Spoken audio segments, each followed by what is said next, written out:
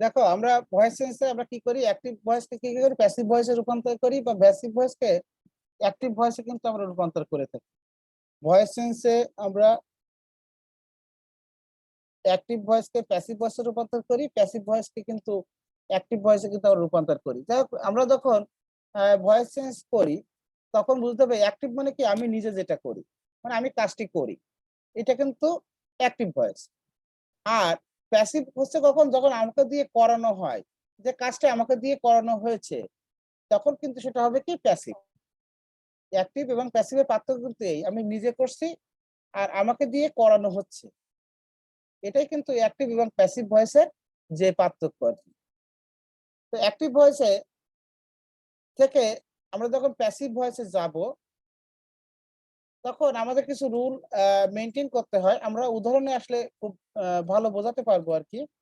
তো আমরা রুল একে দেখো লিখে রাখছি যে অ্যাক্টিভ ভয়েসে সাবজেক্টিভ প্যাসিভ ভয়েসের অবজেক্ট হয়ে যায়, আমরা এগুলো জানি। তারপরে যখন আমরা রুলে যাব বা বিভিন্ন এক্সাম্পল যখন আমরা করব, তখন কিন্তু আমরা এটা ভালোভাবে বুঝতে পারবো। আমরা অ্যাক্টিভ ভয়েসে যেটা সাবজেক্ট হবে, প্যাসিভ ভয়েসে সেটা হবে অবজেক্ট। দেখো বিতে লিখছি অ্যাক্টিভ ভয়েসের অবজেক্টই প্যাসিভ ভয়েসের সাবজেক্ট হবে। তাহলে অ্যাক্টিভ ভয়েসের সাবজেক্ট প্যাসিভ ভয়েসের অবজেক্ট হচ্ছে, আবার অ্যাক্টিভ ভয়েসের অবজেক্ট হলে কি হবে, প্যাসিভ ভয়েসের সাবজেক্টে রূপান্তর হবে।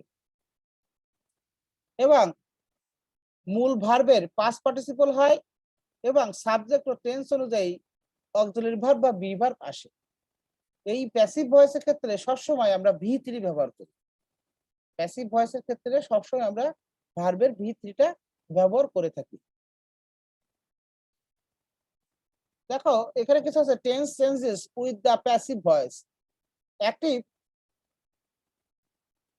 এক পাশে লিখে রাখছে অ্যাক্টিভ ভয়েস, অন্য পাশে লিখে রাখছে দেখো প্যাসিভ ভয়েস। দেখো এখানে আছে present simple, they make car in Germany. এখানে ভার্ব আছে কিন্তু মেক। আমি বলছি কি যে অ্যাক্টিভ ভয়েসের যে ভার্বটি থাকবে, প্যাসিভ ভয়েসে যে কি হবে সেটা ভি3 হয়ে যাবে, এবং টেন্স অনুযায়ী কি আসবে, ভার্ব অক্সিলারি ভার্ব গুলো আসবে। তো আমরা জানি প্রেজেন্ট টেন্সে, প্রেজেন্ট ইনডিফিনিট টেন্সে বা সিম্পল টেন্সে কি হয়, অ্যাম ইজ আর আসে। তাহলে আমরা লিখতে পারি অ্যাম ইজ আর মেড। তাহলে দেখো উদাহরণটা হচ্ছে, আবার দেখো আমরা বলছিলাম কি যে অ্যাক্টিভ যে ভয়েস বা অ্যাক্টিভ যে সেন্টেন্স, সেটা প্যাসিভে যে কি হবে, সাবজেক্টটা অবজেক্ট হয়ে যাবে, আর অ্যাক্টিভের অবজেক্ট প্যাসিভে যে সাবজেক্ট হবে। দেখো এখানে সাবজেক্ট হলো কি দে, আর অবজেক্ট হলো কি কার। তাহলে এইখানে অবজেক্টটা কিন্তু সাবজেক্ট হবে। তাহলে তো কার আর মেড বাই দেম কিন্তু আমরা লিখতে পারতাম, কিছু কিছু সময় উজ্জ্বল রাখা যায়, এখানে আমার লেখা উচিত ছিল আর কি, বাই দেম ইন জার্মানি। দেখো প্রেজেন্ট কন্টিনিউয়াস টেন্সে আমরা কি করি, সেন্টেন্সে আমাদের ভার্বগুলো আসে কি, অ্যাম ইজ আর প্লাস ভার্বের আইএনজি। দেখো আমরা লিখে রাখছি অ্যাম ইজ আর বেকিং। আমি বলছি কি যে প্যাসিভ ভয়েস এসে কি হয়, ভি3 হয়, তাহলে বেকিং তো বেক তো হবেই, তাহলে দেখো এই বেক কিন্তু হয়ে গেছে। আর এই টেন্স অনুযায়ী অ্যাম ইজ আর বিং আসছে, এটা আমরা পরবর্তীতে রুল আছে আমরা দেখবো। দেখো mother is baking a cake, এখানে দেখো মাদার সাবজেক্ট, ইজ বেকিং এটা হলো ভার্ব, এ কেক এটা হলো অবজেক্ট। তাহলে অ্যাক্টিভের সাবজেক্ট প্যাসিভ এর অবজেক্ট হবে, অ্যাক্টিভের অবজেক্ট প্যাসিভ এর সাবজেক্ট হবে। তাহলে অ্যাক্টিভের অবজেক্ট এখানে কি ছিল, এ কেক। দেখো এ কেক এখানে বসছে। এবার বেকিং এ তো বেকড হবে, আমরা জানি ইজ বিং বেকড, এটা টেন্স অনুযায়ী আসলো। এর যে সাবজেক্ট ছিল মাদার, এটা প্যাসিভ এ কি হয়ে যাবে, অবজেক্ট হয়ে যাবে, তাই বাই মাদার।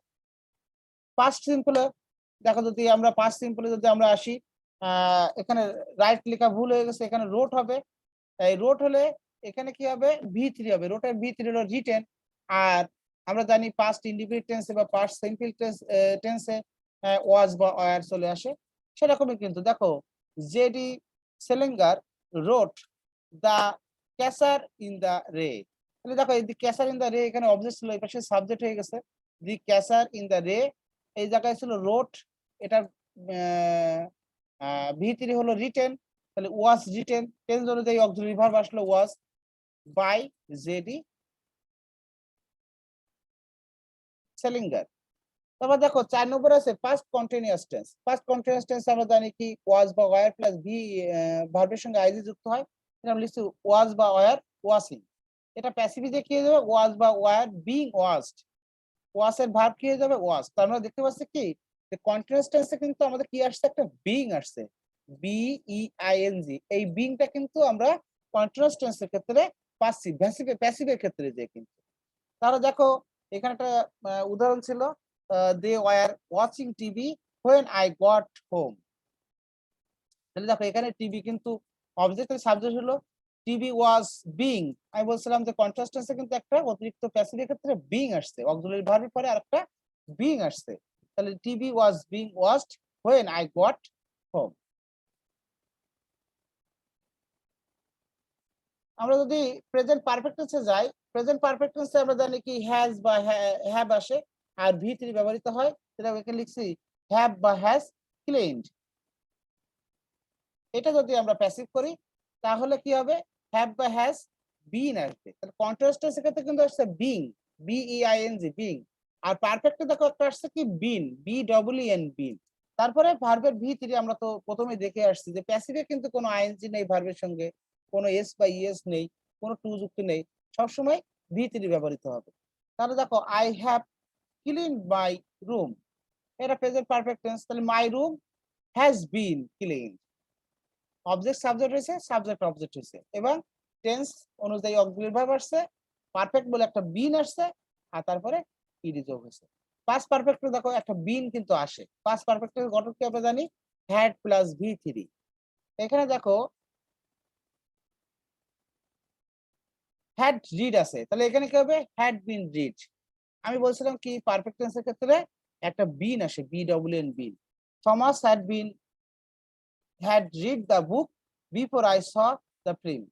তাহলে দেখো দি বুক এখানে অবজেক্ট, তাহলে the book had been read by Thomas before I saw the film. Future simple টেন্সে দেখো উইল রোট আছে। এখানে প্যাসিভ করতে গেলে উইলের সঙ্গে একটা বি যুক্ত হবে প্রেজেন্ট টেন্সে, সিম্পল টেন্সের ক্ষেত্রে। তাহলে দেখো will be written, they will write a test paper tomorrow. তাহলে দেখো এই টেস্ট পেপার এখানে অবজেক্ট, তাহলে সাবজেক্ট হলো test paper will be written by them tomorrow. যেখানে ইজ গোয়িং টু বা আর গোয়িং টু আসবে সেই ক্ষেত্রে কিন্তু আমরা ইজ বা আর গোয়িং টু বি ব্যবহার করতে করে তারপরে ভি থ্রি ব্যবহার করবো। আমি আবারও বলি যেসব ক্ষেত্রে ইজ বা আর গোয়িং টু আসবে সেই সব ক্ষেত্রে আমরা বলতে পারি বি গোয়িং টু, মানে বি মানে অ্যাম ইজ আর ওয়াজ আর। সেই ক্ষেত্রে আমরা কি করব ইজ বা আর গোয়িং টু বি ব্যবহার করবো প্যাসিভের ক্ষেত্রে। তাহলে আমরা এবার কিছু রুলে চলে আসি, এগুলো আমাদের সিম্পল একটা বিষয়। তাহলে এই যে বিষয়গুলো নিয়ে আমরা আলোচনা করলাম, এখানে দেখলাম যে আমরা যখন অ্যাক্টিভ থেকে প্যাসিভে করব, অ্যাক্টিভ সেন্টেন্সের ভার্ব যাই থাকুক না প্যাসিভে গেলে কিন্তু সেটা পাস্ট পার্টিসিপল হয়ে যাবে বা বি থ্রি হয়ে যাবে। অ্যাক্টিভ সেন্টেন্সের যে সাবজেক্ট সেটা প্যাসিভে গেলে কি হবে অবজেক্ট হয়ে যাবে। অ্যাক্টিভ সেন্টেন্সের যেটা অবজেক্ট সেটা প্যাসিভে গেলে কি হয়ে যাবে সাবজেক্ট হয়ে যাবে। আমরা দেখতে পাচ্ছি আরো যে প্রেজেন্ট ইনডিফিনিট টেন্সের ক্ষেত্রে ইজ বা auxiliary verb plus V three বসছে প্যাসিভের ক্ষেত্রে। যখন কন্টিনিউয়াস হচ্ছে তখন একটা বিং আসছে কিন্তু ইজ বা are being, was or wire being continuous টেন্সের ক্ষেত্রে, তারপরে ভি থ্রি বসছে। আবার যখন পারফেক্ট হচ্ছে তখন হ্যাজ বা হ্যাড যাই হোক না কেন তার সঙ্গে একটা বিন যুক্ত হচ্ছে, বি ডবল এন বিন, তারপরে কিন্তু ভি থ্রি হচ্ছে।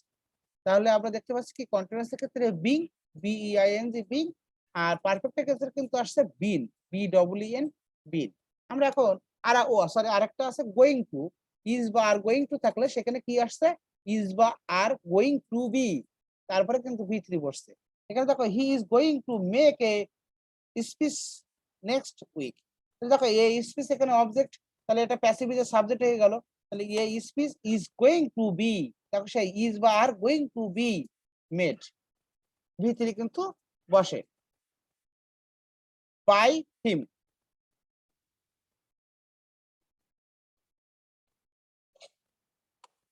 তাহলে আমরা কিছু রুলে চলে যাই। দেখো প্রেজেন্ট ইনডিফিনিট টেন্সে যুক্ত অ্যাক্টিভ ভয়েসকে প্যাসিভ ভয়েসে রূপান্তর করার নিয়ম স্ট্রাকচার আমি বলে দিচ্ছি। অবজেক্টের সাবজেক্ট রূপ, অর্থাৎ অ্যাক্টিভ সেন্টেন্সে যেটা অবজেক্ট আছে সেটা সাবজেক্ট হলো, তারপরে কি হলো এম ইজ আর আসলো যেটা আমরা দেখে এসেছি, প্লাস ভি থ্রি তো সবসময় হবে, প্লাস বাই প্লাস সাবজেক্ট আর অবজেক্ট গ্রুপ। অর্থাৎ অ্যাক্টিভ সেন্টেন্সে যেটা সাবজেক্ট ছিল প্যাসিভ এসে সেটা কি হয়ে যাবে, অবজেক্ট হয়ে যাবে। আমরা যদি উদাহরণ করি, আই পেলে ফুটবল, আই হলো সাবজেক্ট, পেলে হলো ভার্ব, আর ফুটবল হলো কি, অবজেক্ট। তাহলে আমরা এই অবজেক্টটাকে সাবজেক্ট করলাম ফুটবল। এই পেলের সঙ্গে কি হলো, আমি বলছি যে তোমার টেন্স অনুযায়ী অক্সিলারি ভার্ব গুলো আসবে। তাহলে অক্সিলারি ভার্ব হলো ইজ আসলো। আচ্ছা, আমি বলছি এখানে সবসময় ভি থ্রি ব্যবহৃত হবে। তাহলে এখানে ভি থ্রি আসলো প্লেড বাই, সাবজেক্ট আছে আই, এর অবজেক্টিভ হলো কি, মি। এই জন্য football is played by me. তাহলে দেখো দে ইট রাইস, এখানে দে সাবজেক্ট, ইট হলো ভার্ব, রাইস হলো অবজেক্ট। তাহলে অবজেক্টের সাবজেক্ট করলাম rice, is eaten, auxiliary verb নিয়ে আসলাম, ভি থ্রি করলাম। তারপরে সূত্রের বাই আসলো, এই যে রুলে বাই ছিল, বাই চলে আসলো। আর এখানে দে যে সাবজেক্ট ছিল এটা এখানে কি হয়ে গেল, দেম হয়ে গেল। তাহলে প্রেজেন্ট টেন্সের স্ট্রাকচার অনুযায়ী আমরা অ্যাক্টিভ সেন্টেন্সকে প্যাসিভ করতে গেলে কি করব, আমরা অবজেক্টের সাবজেক্ট বসাবো, plus auxiliary verb am is are নিয়ে আসবো, প্লাস ভার্বের সঙ্গে ভার্বের ভি থ্রি করবো, প্লাস একটা বাই নিয়ে আসবো। তারপরে কি বসাবো, সাবজেক্টের অবজেক্ট রূপটা বসাবো। আমরা প্রেজেন্ট কন্টিনিউয়াস টেন্সের দিকে তাকাই। প্রেজেন্ট কন্টিনিউয়াস টেন্সকে অ্যাক্টিভ ভয়েসকে প্যাসিভ করতে গেলে আমাদের কি করতে হবে, অবজেক্টের সাবজেক্ট রূপ যেটা আমাদের সবসময় আসে। এখানে দেখো am being, is being, are being, যেটা আমরা দেখে আসছিলাম যে কন্টিনিউয়াস টেন্সের ক্ষেত্রে একটা বিং যুক্ত হবে, বিইআইএনজি, বিং। সেক্ষেত্রে আবার ভি থ্রি হলো বাই সাবজেক্টের অবজেক্টিভ। আমরা যদি উদাহরণ আসি, আই এম প্লেইং ফুটবল। তাহলে দেখো এখানে ফুটবল অবজেক্ট ছিল, সাবজেক্ট করলাম ফুটবল, এম প্লেইং ছিল ফুটবল, এখানে কি সিঙ্গুলার, এর জন্য ইজ বিং প্লেড, এখানে কি হলো, একটা বিং চলে আসে, বাই সাবজেক্টের অবজেক্ট রূপ বসেছে। ঠিক সেইভাবে কিন্তু হি ইজ ইটিং রাইস, এটাকে কিন্তু আমরা অবজেক্ট করছি, rice is being eaten by him.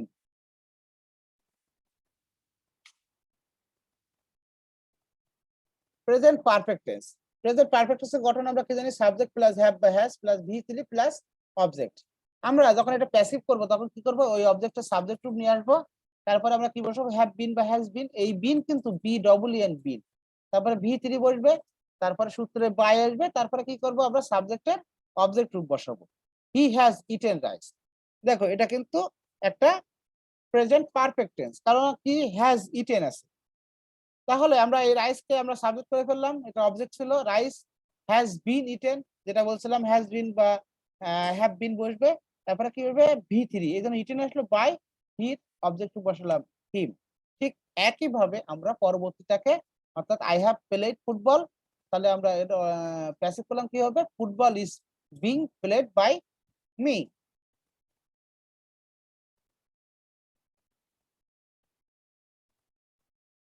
First independent টেন্সের গঠন আমরা কি জানি, subject plus V two plus object. আমরা যখন এটাকে প্যাসিভ করব তখন এই অবজেক্টে কি করব, সাবজেক্ট রূপ বসাবো। বসায় আমরা জানি পাস্ট ইন্ডিপেন্ডেন্ট টেন্সের ক্ষেত্রে অক্সিলারি ভার্ব আসে ওয়াজ বা আর, তারপরে ভি থ্রি বসাবো, তারপরে বাই বসাবো, তারপরে সাবজেক্টটাকে অবজেক্ট করে ফেলবো।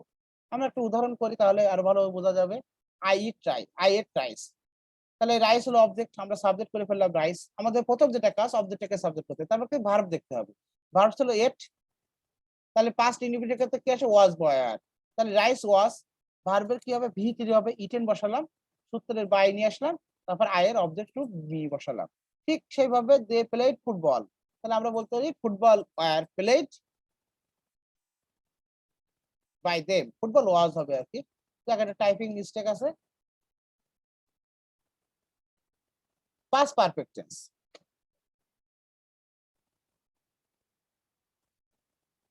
পাস্ট পারফেক্ট টেন্সের গঠন আমরা কি জানি, subject plus had plus V three plus object.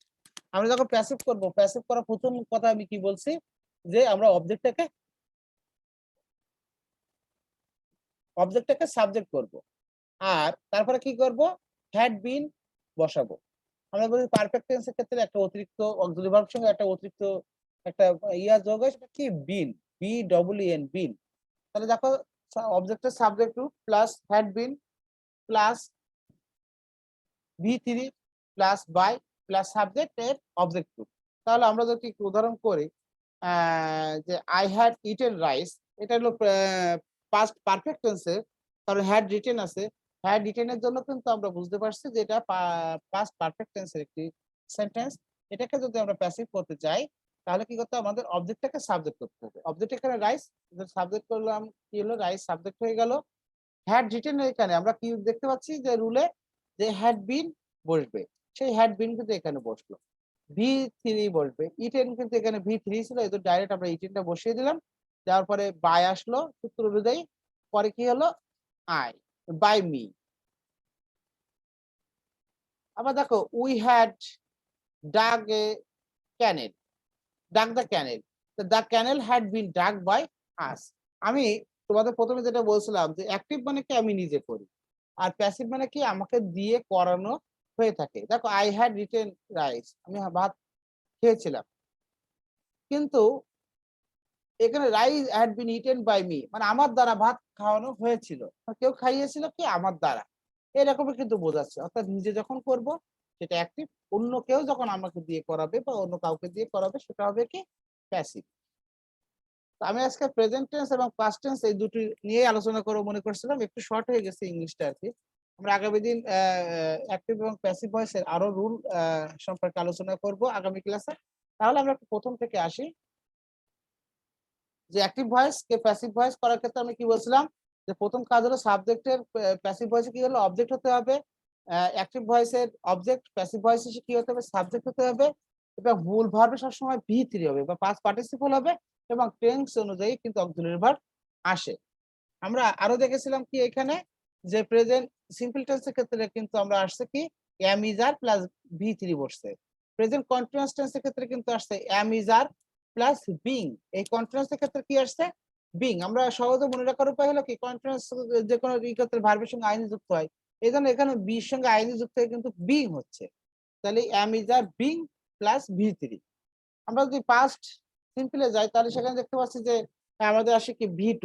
এটা আমাদের প্যাসিভ করতে গেলে কি করতে হবে? ওয়াজ বা ওয়্যার ভি3 অর্থাৎ রিটেন। এখানে রোড ছিল, এই পাশে কি হয়েছে? Had written, was or were written.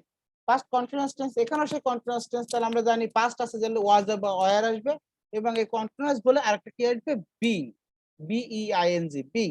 তারপরে কি বলতো? ভি3 বলতো। দেখো দে ওয়্যার ওয়াচিং টিভি, আমরা বলতে পারি টিভি ওয়াজ বিং ওয়াচড।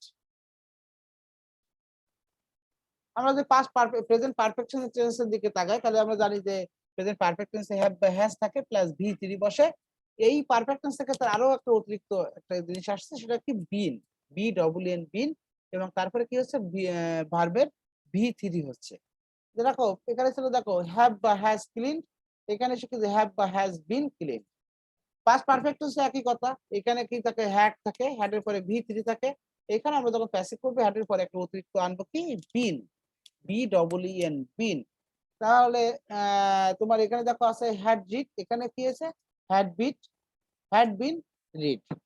দেখো একটা বিন্দু চলে আসছে। রিড এর কিন্তু প্রেজেন্ট পাস্ট এবং পাস্ট পার্টিসিপল সবই কিন্তু রিড রিড রিড। ফিউচারে আমি বলছিলাম যে উইল বা উইল প্লাস ভি1 থাকে, সেক্ষেত্রে কিন্তু এটা প্যাসিভ করতে গেলে উইল বি আনতে হবে। আর সর্বশেষ যেটা বলেছিলাম গোইং টু বা অর্থাৎ গোইং টু যদি থাকে বা ইজ বা গোইং টু বা বি গোইং টু যদি থাকে, এরকম যদি থাকে তাহলে কি হবে? এটা প্যাসিভ করতে গেলে ইজ বা গোইং টু বি বসবে, তারপরে ভি3 বসবে।